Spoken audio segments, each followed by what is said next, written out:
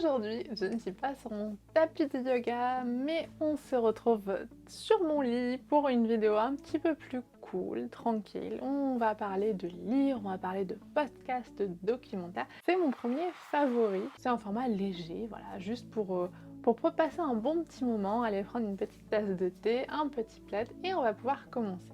Avant d'aller plus loin, si vous ne me connaissez pas, je me présente, je suis Isabelle, je suis prof de yoga et étudiante en ergothérapie et je vous propose sur YouTube des vidéos de yoga, des vidéos où on peut parler de bouquins et de plein d'autres sujets. Si vous voulez vous abonner, vous pouvez cliquer en dessous et vous pouvez même rejoindre la chaîne pour bénéficier d'avantages exclusifs. D'avance, un grand merci à toutes les personnes qui nous ont déjà rejoints. On forme une jolie petite communauté.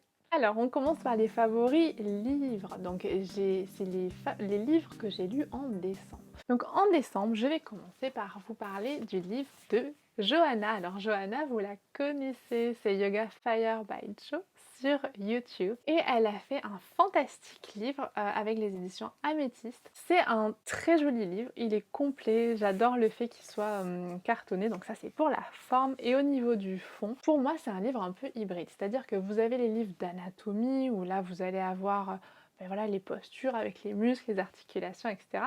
Vous allez avoir les livres plus de philosophie, avec les Yoga Sutras de Patanjali, les Upanishads, la Bhagavad Gita. Et en fait, lui, il se situe un petit peu entre les deux. Il donne vraiment un grand...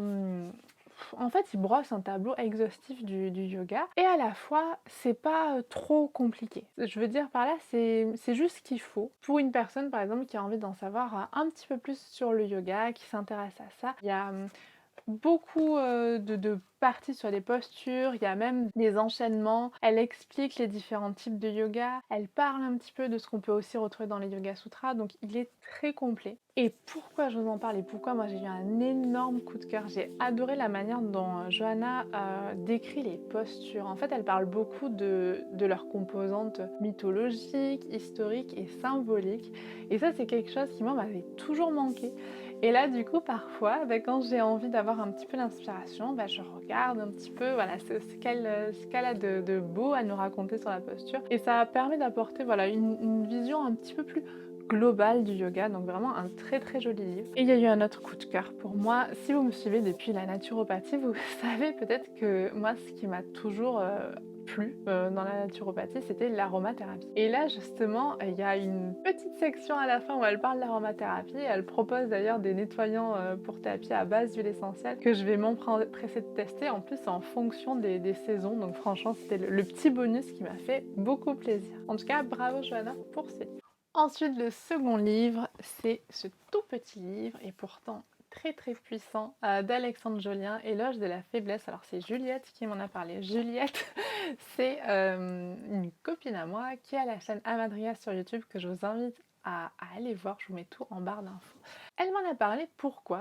En fait, pendant 2 mois, septembre et octobre 2021, j'étais en stage dans le cadre de mes études d'ergothérapie dans un établissement pour enfants et adolescents polyhandicapés. Et ça a été une expérience qui a été, qui m'a beaucoup remuée à tous les niveaux. Et une fois, voilà, on en parlait avec Juliette au téléphone. Et là, elle me dit, mais c'est marrant, tout ce que tu me dis, ça me fait penser à ce livre d'Alexandre Jolien, Éloge de la faiblesse. Et j'étais pas prête sur le coup à, à lire ce livre. J'ai attendu que le stage se termine et ensuite quelques temps plus tard, voilà, je me suis dit faut quand même que j'aille voir ce livre. Je pense que j'avais pas envie d'y aller tout de suite.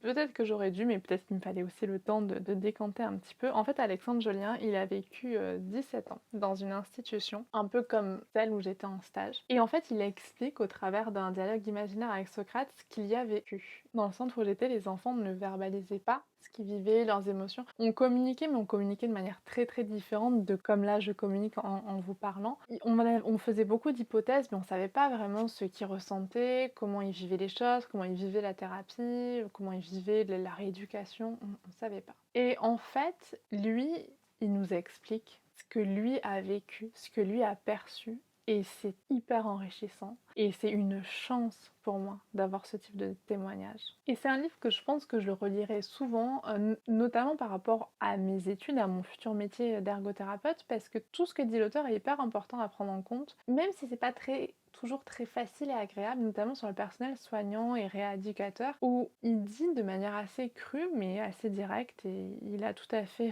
raison, que certains soignants se sentent investis d'une mission un peu divine et trouvent ça un peu ridicule, et qui pensent aussi parfois que finalement ils sont gentils parce qu'ils s'occupent de personnes porteuses de handicap, alors que finalement ça n'a rien à voir. C'est peut-être l'ego là qui est gonflé à bloc. Je suis gentil parce que je fais ce métier. On peut difficilement, pour moi, faire un travail désintéressé. Ça m'a aussi fait penser à la Bhagavad Gita par exemple. Comment faire un travail désintéressé et pertinent si l'ego prend toute la place? On peut pas. C'est difficile parce que parfois je pense qu'on gonfle notre ego sans même s'en rendre compte. Ce témoignage est super intéressant, et aussi par rapport aux limites qu'on met en tant que rééducateur ou futur rééducateur sans s'en rendre compte, aux limites d'un enfant. Et c'est une belle réflexion aussi sur la différence, ce qu'on appelle la normalité, ce qu'on appelle le handicap aussi, l'éducation également, l'enseignement aussi. Il est tout petit, il se lit super facilement et c'est hyper plaisant. Parce que comme c'est sous forme de dialogue, ça se lit, je pense, encore plus vite qu'un roman classique. Donc je vous le conseille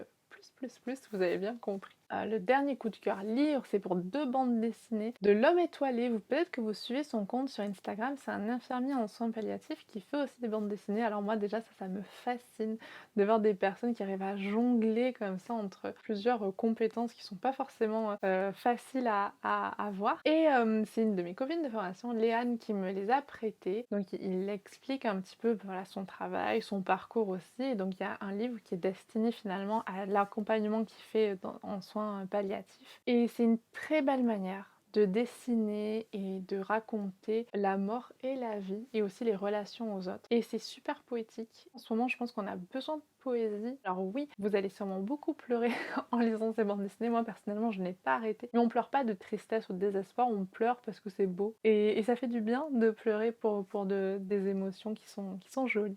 On passe maintenant à mon coup de cœur podcast. Donc fin décembre, j'ai entendu un podcast sur France Culture qui était passionnant sur Auroville. Donc Auroville, c'est une cité utopiste et idéale qui a été fondée par une Française qui se faisait appeler la mère, et Sri Aurobindo. C'est une cité où finalement, au départ, les idéaux c'était la collectivisation des terres, l'égalité des revenus et l'abandon progressif de l'argent. Donc vous voyez, c'est très différent des cités, enfin des sociétés, dans la société dans laquelle on vit. Ce que j'ai aimé dans ce podcast, c'est pas un podcast qui nous donne des réponses. C'est un podcast qui nous permet de nous laisser réfléchir sur les sujets de l'argent, sur les sujets de l'éducation, parce que l'éducation à Auroville est un peu particulière. On part du principe qu'on peut se former toute une vie, et je suis convaincue de ça, et aussi du progrès. Qu'est-ce qu'on appelle le progrès? Et il s'inscrivait dans le fait que on a actuellement le Covid qui a remis en cause pas mal de choses, de consommation, de vie, de progrès, d'organisation de société. Et du coup, de voir comment ça se passe dans une cité idéale et utopiste, je trouve que c'est assez...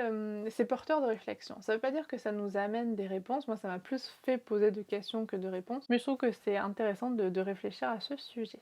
Et enfin, j'avais envie de vous parler d'un documentaire dont je pense que je vous en ai parlé un petit peu sur Instagram, donc c'est 14 Pics. C'est un documentaire que vous pouvez trouver, je pense, sur Netflix, mais peut-être ailleurs. Donc Ne grimacez pas, c'est un documentaire de montagne, donc je ne sais pas si tout le monde aime bien les documentaires de montagne, mais même si vous aimez pas, c'est tellement bien construit, c'est comme une série à suspense, quoi. Ensuite, ça c'est très subjectif, que je trouve que les montagnes c'est magnifique, et là les paysages sont juste extraordinaires, et je pense que c'est la première fois où dans un documentaire d'haute altitude, parce que ça se passe 14 Peaks, c'est pour les 14 sommets qui sont au-dessus de 8000 mètres. C'est super rare d'avoir de belles images et tout. Et là, en fait, on arrive à avoir des images qui sont juste incroyables. Donc il y a eu un travail de fou furieux qui a été fait. Ça, c'est sur la forme. Ensuite, sur le fond, même s'il y a un protagoniste, Nirmal Purja, il y a aussi toute une équipe autour. Et je trouve qu'il y a ça pour moi, il y a ce message fort d'une équipe soudée, d'une équipe qui laisse pas les gens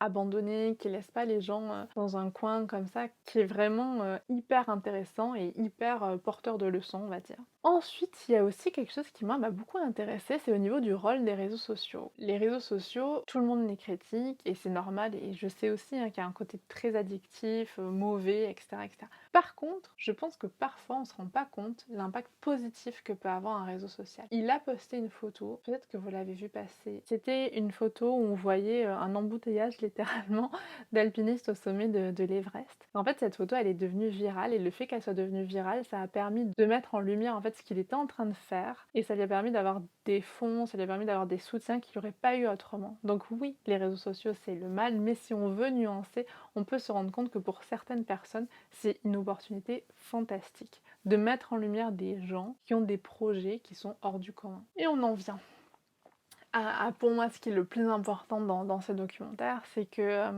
Nirmal Purja, il explique qu'il veut plus entendre qui que ce soit dire «mon Sherpa m'a aidé». Il veut plus finalement que les Sherpas soient anonymes et il a tellement raison. Un Sherpa a autant de mérite que l'occidental qui l'a aidé à grimper au sommet de la montagne et mérite aussi d'avoir un nom, un prénom. C'est tout pour les favoris. Si ce format vous a plu, n'hésitez pas à me le dire et je serais ravie qu'on reprenne un petit temps comme ça le mois prochain pour en parler. En tout cas, moi j'étais trop contente de passer ce temps avec vous et en attendant de se retrouver très bientôt dimanche prochain pour une séance de yoga, prenez soin de vous.